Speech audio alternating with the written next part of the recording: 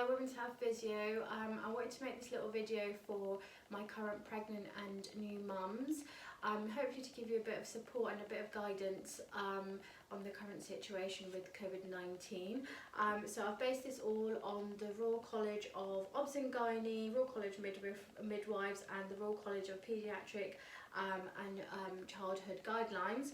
So there's no new evidence to suggest that you are at greater risk of having Covid-19 being pregnant. Yesterday's announcement was a precautionary suggestion that if you can self-isolate, if you can work from home, if you can isolate yourself from social interactions, that it's advised. There is no increased risk of you getting Covid-19 compared to anyone else who's a healthy individual and isn't pregnant.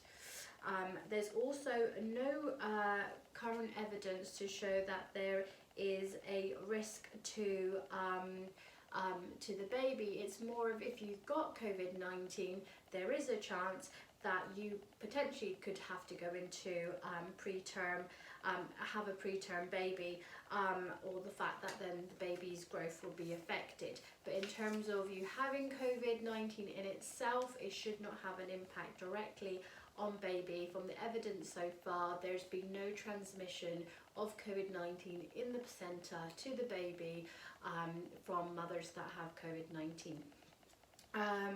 Should you become unwell, ideally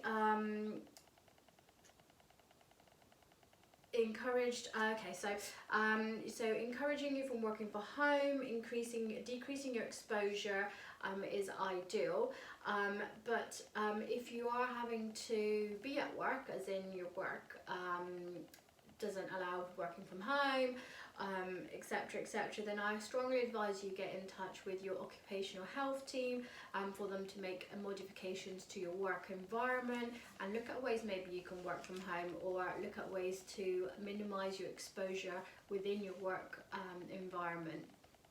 As a person who is pregnant and currently not having any symptoms or feeling unwell, you are encouraged to continue to attend your routine appointments. Please double check by calling your midwifery team, your midwife, based on your medical notes, or calling the centre which you are planning to have your birth in. But as far as guidelines so far, routine appointments, if you are well, should continue.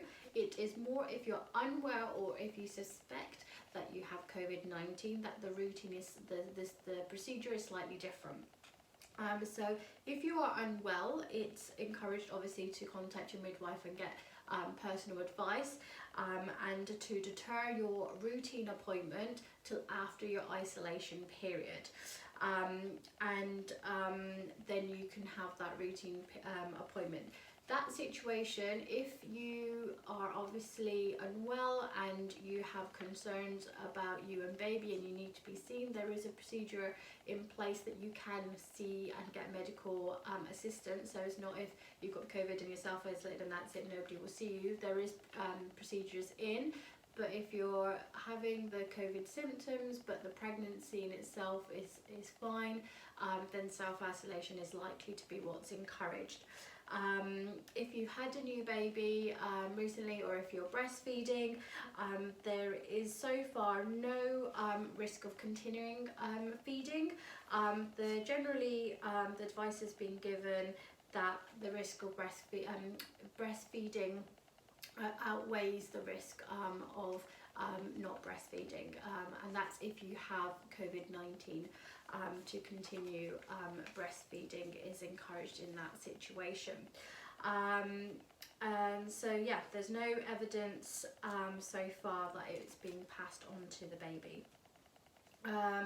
If you suspect or confirm case that if you have Covid-19 and you are due to go into labour, or you are kind of going into labour, the general advice is that you would be going into hospital to give birth, but there is no link to say that if you have Covid-19 that you can't have a vaginal birth or a birth as close to as you had planned.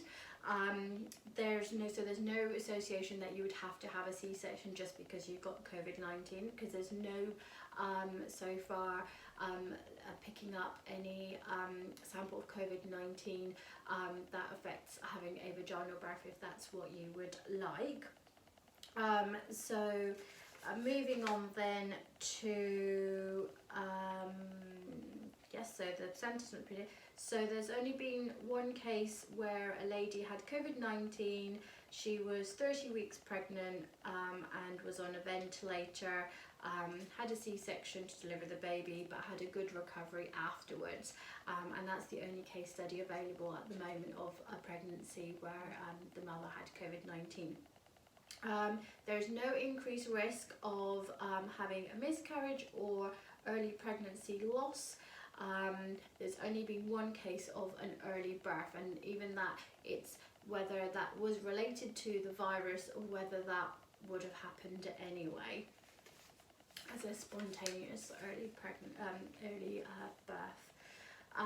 So a couple of tips if you're not feeling well, if you're not feeling well, or if you're then 111 is the first point of call as such. It's not encouraged you go to A&E or go to your GP. If it feels like it's an emergency and you're unsure, then 999 is your number.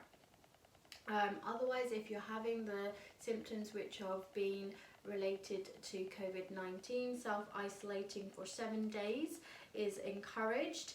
And there's quite a few things around that at the moment, but also one thing I wanted to highlight is that if you're living with someone who is self-isolating or has confirmed COVID-19, then there's these particular precautions that you should be taking.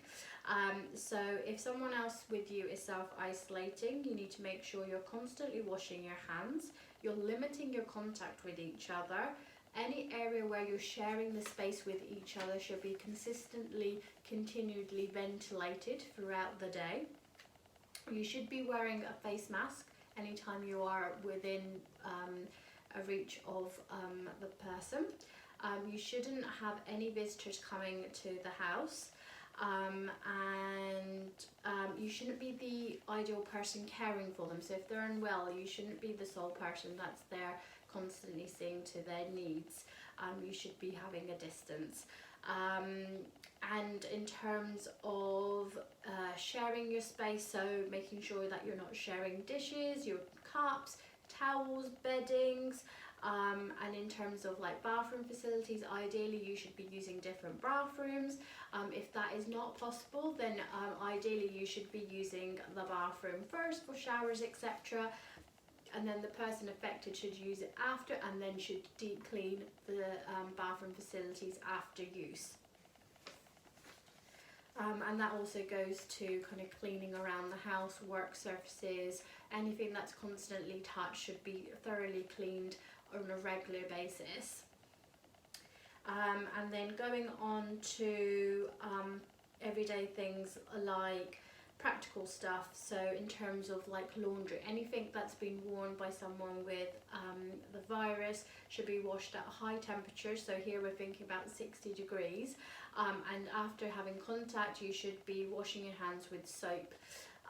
Any products like tissue, anything that's is disposable that has been in contact should be put into a bin bag and then lined with a second bag that should be kept inside until the isolation period is over. Once the isolation period is over, that can then be put out to be taken by the rubbish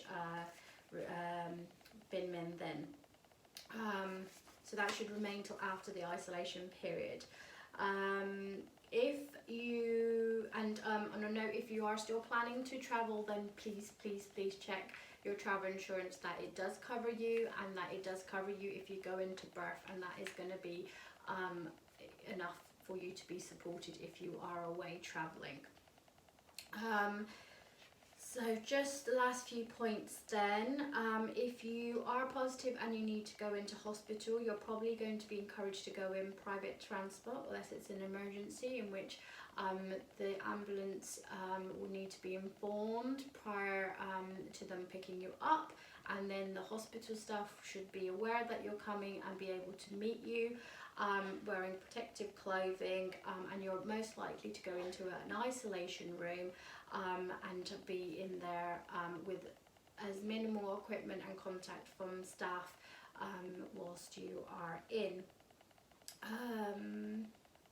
So on that note, if you are due to go into labour and you don't have any symptoms at present, for the next kind of for foreseeable future, I would say if you can, pack extra clothing for yourself and for baby, because there is a chance maybe once you are in hospital, if you were to then develop symptoms, you will be self-isolating in hospital for that period. So bearing that in mind, I would suggest making sure that your hospital bag is prepped for that kind of situation. There is no reason for, if you were to go into hospital and have a baby, and if you had Covid-19 or if it was picked up in baby, there is no reason why you should be separated unless baby will require special neonatal care, and therefore they will have to be transferred in order to get that medical assistance from you. And I think the last points I want to share was if you are having a elective C-section and you have COVID-19, if it is of not risk to delay your C-section, then that might be something that you're offered. Otherwise you will have extra support on hand, whilst and extra precautions obviously on cleanliness etc. will be put in place whilst you have your procedure. So that's my notes. I hope that's helpful. I hope that's not kind of scaremongering or anything like that. Hopefully it just gives you an idea of different situations that might arise and a general kind of guide on how things may kind of develop, what options you may have in those kind of situations. So that's it from me. Take care, get in touch if you have any questions. I will be posting up my videos and obviously seeing some of you live for our regular exercises and consultations. So I will catch up with you then. Take care, bye.